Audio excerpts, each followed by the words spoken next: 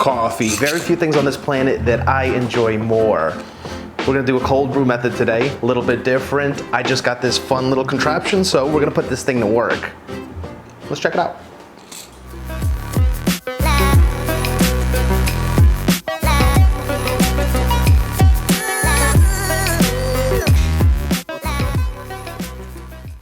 Coffee. Multiple times per day I like to enjoy it, but at least once in the morning. Kind of kickstarts me, gets me ready to go, and it's one of the most prized beverages on the planet. I think it might be number 2 after water. I think that's saying a lot. Coffee is something that I have a deep appreciation for. You have to respect the bean, and I do, in all facets. We're doing a cold brew today. We just need a couple things, literally what we have in front of us. That's gonna make the most perfect cold brew that you could imagine. So I just got this beautiful contraption today. It's a Hario cold brew kit, and you'll be able to find this in the link below. This thing's phenomenal, and you're gonna see why in just a second. Respect the bean. That's gonna be the centerpiece of today's conversation. What we're gonna do, we're gonna weigh out a little bit of it. 55 grams to be exact. So get yourself something empty, a cup or something like that. Get yourself a scale, and then basically zero it out. Once you do that, it says 0. We're gonna pour some of these bad boys in. 55 on the dot. It's the scientist in me. It's gotta be precise. When you start to get really serious about coffee, whole bean is the only way to go. When you get into the whole bean world, you're gonna need a grinder to go with it. We have a Bodum grinder here. Not too expensive, plug and play. Literally plug it in, you pulse it. 15 seconds later, you have the exact consistency that you're looking for this cold brew method. And we're gonna put it in. We're gonna grind it up.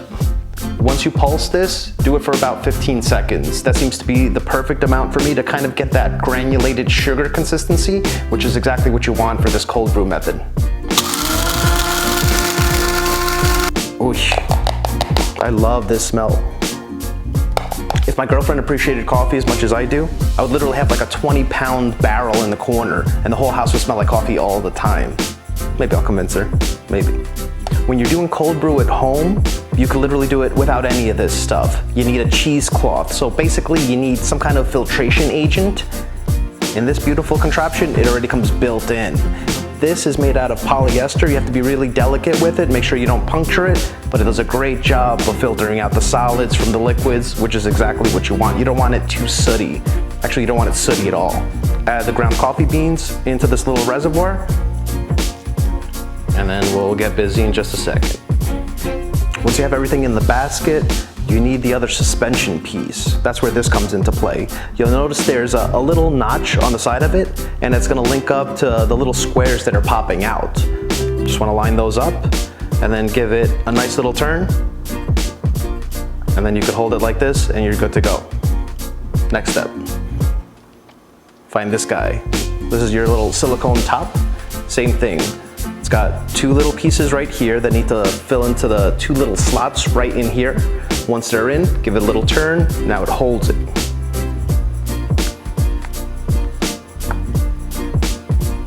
Voila, right? Pretty cool? Come on, that's cool.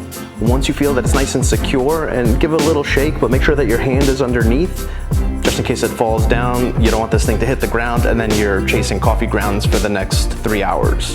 I've been there, don't do that. Now that it's nice and secure, put it right in here. Layer it right down. 2 hands, grab the silicone top, give it a nice push down. Once you feel it's nice and secure, now you're ready to throw some liquid in there, baby.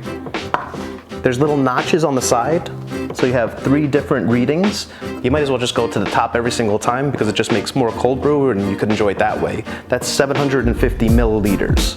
One of these bottles, 700 milliliters. I just throw one of these in, forget about it. Make sure that it's filtered water though. So much of your coffee experience is in the water. So we're gonna pour this in, we're gonna respect it. We're not gonna put stuff right out of the tap. You can if you're in a pinch. Worst case scenario, get yourself a Brita filter and just filter that out like that. And then you can use that water to make the cold brew. Once your water's good, you're pretty much good to go.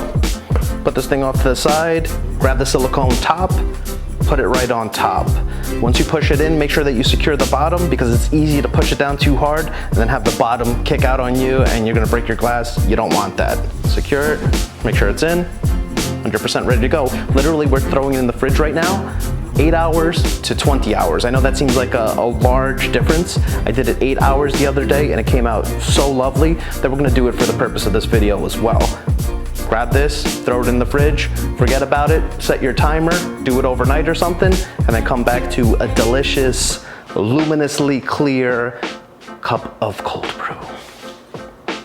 8 hours in TV land happens like that.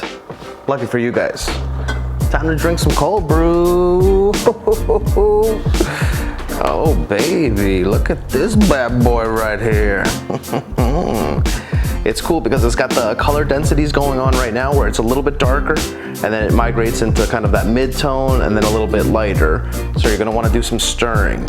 And now it's time to pop the top. 2 thumbs, solidify the bottom, make sure it doesn't move anywhere, and give it a little pushy up. Then you can just slowly migrate everything else, and then voila. Filter comes out beautifully. You're left with all the liquid here on the bottom. Let it drip out a little bit, and secure it at this point. You're also gonna wanna separate it from the silicone piece on top. It just takes a little like quarter turn, comes right off. Get a little bit of that last minute drip going, and then migrate it. Bam. Just put it anywhere else for the moment. And then afterward, put that top right back on, give it a little shake, and there's only one thing left to do, and that's to pour yourself a delicious glass. While we're talking about it, let's just do that thing. And keep in mind that the caffeine level is going to be a little bit higher than traditional cup of coffee. So don't go too crazy with it or go crazy with it. Just keep in mind that I warned you, okay? Time for that sip. That first delicate, delicious sip. But even smelling it, like you could get the nuances on it almost immediately. Oof. Oh. What's great about the cold brew, almost immediately, it strips away the bitterness, the extra acidity, and just leaves you with a full, flavorful glass. You don't really need half and half in here. You don't need sugar in here. You just need this delicious caffeine bomb. And it really, really tastes good. For the people that appreciate coffee and its flavor at its core, this is where it's at. Oh my gosh. This is a great way to start any day. You know, cold brew coffee, there's so many benefits to it. Less acidity, less bitterness. It's actually better on your teeth as far as the enamel is concerned, and as far as that nasty brown effect that happens throughout the years, that doesn't happen with this as much. What they're actually starting to find out is that the antioxidant quality inside of cold brew is higher than that of a traditional cup of coffee. So all those great studies that you've heard on traditional coffee, it's actually a little bit better with cold brew. There's something about that boiling water that kills off some of those properties and the cold water that brings them to life. Also, if you have problems kind of digesting coffee and you get stomach aches thereafter, this is the answer. And you can still add a little bit of sugar, add a little bit of cream, that's always a good time. But I'm a purist, and let me tell you, this is the way to enjoy.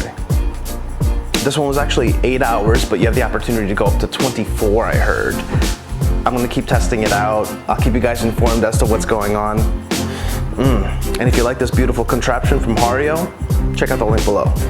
Thanks again for tuning in. You keep watching, because I'm gonna keep hunting. And I'll see you soon, all right?